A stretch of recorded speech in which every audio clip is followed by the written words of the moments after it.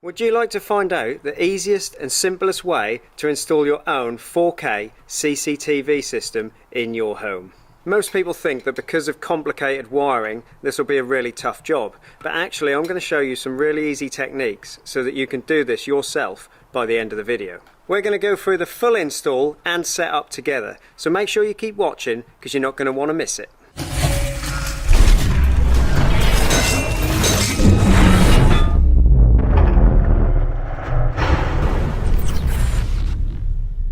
So before we start installing any cameras, I think what we'll do, we'll take a look at the kit and take a look at what comes in each box. And then once we've seen what's in each box, we'll set it up in the office to check that it all works before we install any cameras. Because the last thing you want to do is get all the cameras installed and then realise something's not working properly. So this is a 4K 8 megapixel system by Reolink, and I've gone for the 4 cameras that you can see here. They are the RLC 811As, but you can go for other cameras. They do a massive variety, so there'll be a link in the description anyway, and you can go and check them out. I went for this kit because it's power over Ethernet, so that means you only have one cable going to each camera. That makes it A, easier to install, and B, there's less messy wires everywhere. So let's take a look what's in the boxes. You've got the Ethernet cables included in your kit. They are 18 meter Ethernet cables. You get 4 of those. Obviously if you have more cameras you get more. This is the NVR, so that's the heart of the operation.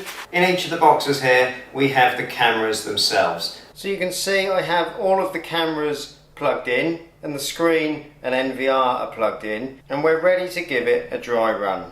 So let's turn the power on and hopefully we see something on the screen.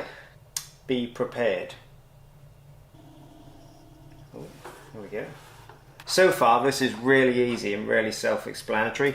For some reason I expected it to be quite tricky because let's face it, technology is never quite so simple, but so far this is really easy. And there we go, we can see on the screen we have all 4 cameras working and operational. Now I'm not going to delve into this too much at the moment because I want to get the cameras installed before we take a proper look at the system. But we've given it a test, well we know it works, now we can start installing it into the home.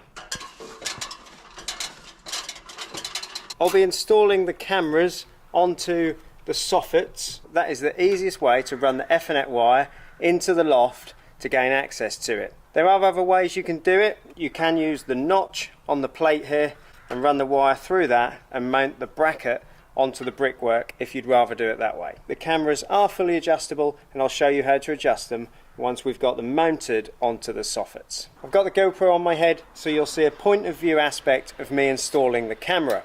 You have a template with the camera. You can see I used it on the first one already. All you need to do is mount that template where you want it to go and make a mark in the center, and then make the 3 marks for the screw holes that will mount the camera to the soffit. You can now use an auger bit to make your center hole for the cable to go through.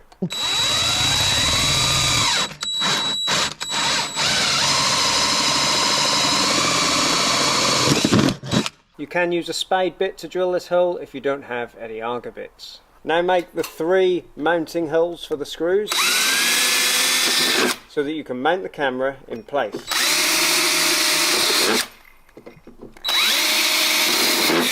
Now unravel your Ethernet cable so that it can be pulled up through the soffit.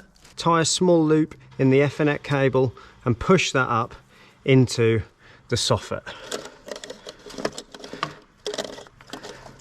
Push it as far as you can to make it easier for yourself the other side once you're in the loft space. Just tie a big loop in the end of the Ethernet cable so that you can't pull it all the way through into the loft. Now we head up into the loft space where we can pull that cable all the way through. Now you just need to retrieve the Ethernet that you pushed up through the soffit. You can do this with a hook on the end of something, or you can use electrical rods to pull the cable through. I'll be using a Ferret Pro. They're really cool little bits of kit, and if you want to check one out, I'll put a link in the description below.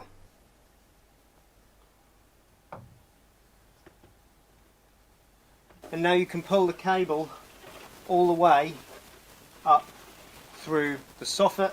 You can see how handy the little Ferret Pro is for a job like this. He's done his job. We can turn him off now. And now pull the rest of the Ethernet cable through into the loft space until you reach the knot that we tied in the other end. You can undo the knot that we tied in the other end of this Ethernet cable, push that up into the soffit space for now, and just leave that Ethernet connector hanging out the end, just like that. Now we will mount the camera onto the soffit. Be careful that you don't drop the camera and scratch it all on the wall, because if you do that, you're just going to make a mess of it.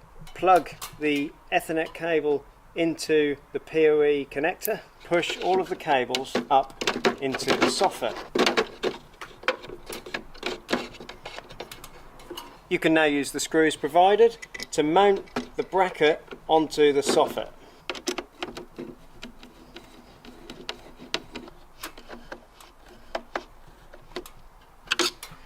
That's all 3 screws tightened up, and now the camera angle can be adjusted by using the supplied Allen key at the back of the camera bracket there.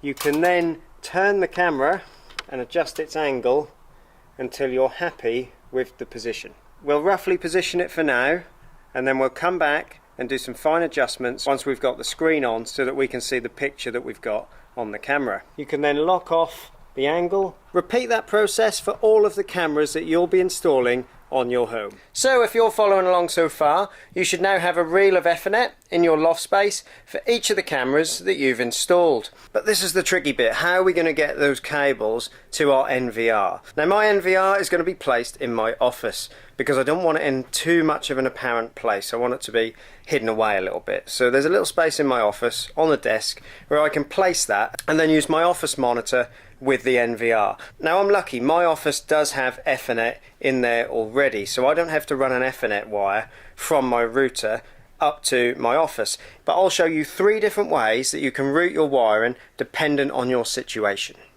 So method number 1, and probably my favourite, but only if you have the access, and you can see it's been done with the Sky cable there. You can actually hide the cable behind the downpipe. So what you could do is drill another hole in the soffit and bring the 3 wires down the back of the drain pipe and in through the wall to bring them to your NVR and wherever the Ethernet comes into the house. And of course the NVR will also need to be fed by an Ethernet cable from your router, and you can do that in exactly the same way. Now because my house is linked attached, like you can see here, and my office is that room up there, that's where my NVR is going to be, I don't think that running the cables behind a downpipe is going to be my best option. What I could do is put in a false downpipe down this side of the wall, for reasons I'm not going to explain at the moment because that would be a spoiler to something very big that's coming to the channel. I'm not going to do that option either. I'm going to have to route my cables indoors. Now there's 2 methods to routing the CCTV camera cables indoors, and I'll explain both of those to you right now.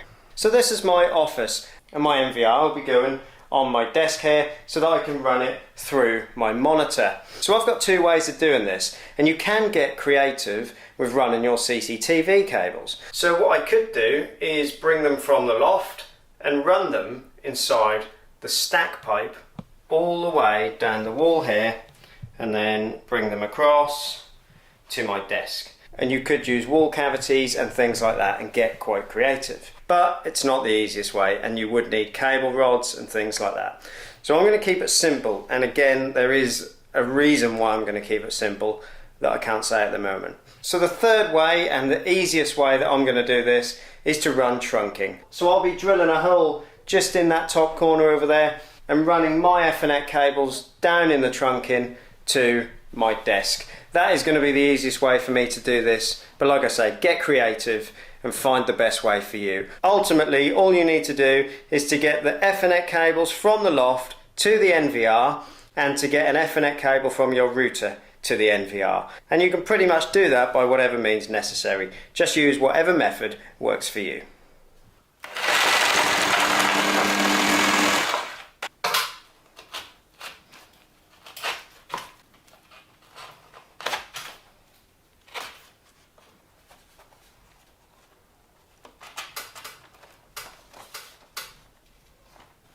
So you can see if you've got coving and you make a nice square hole in the coving, you'll be able to cork around that hole, and that will make a nice neat finish. Now all we need to do is take the cap off the trunking, and we can then feed the Ethernet cables down through the hole from inside the lock. Take hold of a cable rod, just like this one, and we'll feed that up into the hole that we've just made. You can now see the cable rod, so take hold of that and pull that up and through so that we can attach our first cable. And now pull the cable through the hole. So you can see our first cable is through the hole. Now repeat that process for the rest of the Ethernet cables that are coming from each of your cameras. Now place all the cables into the trunking and we'll be able to put the cap back on.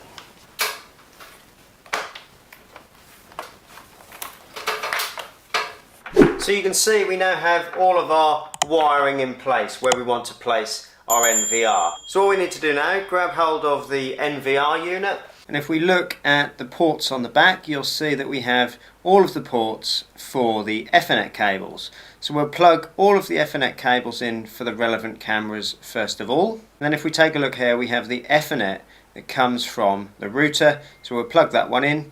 The HDMI lead is already plugged in. And then the USB mouse so that we can control the cameras on the screen. And lastly, the power to the NVR. We can then switch it on and hopefully everything works. So you can see we have an image, so that is installation successful. You can see I have a camera missing there. That's because I didn't install the fourth camera, because that is going to be coming later. There's so many different settings that we can adjust on here. If for example we go into the camera on the front of the house, we can turn a spotlight on, we can sound alarms, we can of course adjust all the image settings, we can do things like adjusting the sensitivity, we can create detection zones. So on the front camera I don't want detection on the road, so we can actually select what areas we don't want detection on.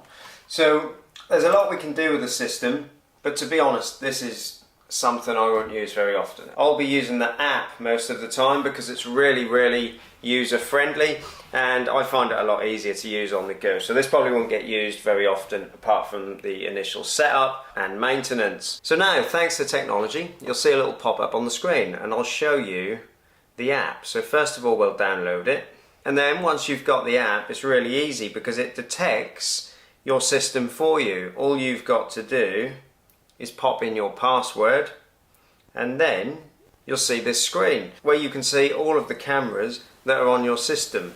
You can see the amount of options we have on the screen here, so we can control everything on the go. So hopefully you can see CCTV cameras don't have to be difficult to install, and I've made this really easy for you so you can go and give the job a go yourself. There's a lot of ways you can do it, a lot of ways you can run the cables, and you can make it really simple for yourself. There'll be a link in the description below to the exact kit that I've used today, and there'll also be some Amazon links to some Reolink products that I think you might like as well. If you've enjoyed the video, make sure you give it a thumbs up and subscribe to the channel because you don't want to miss future content, and I'll see you guys in the next one.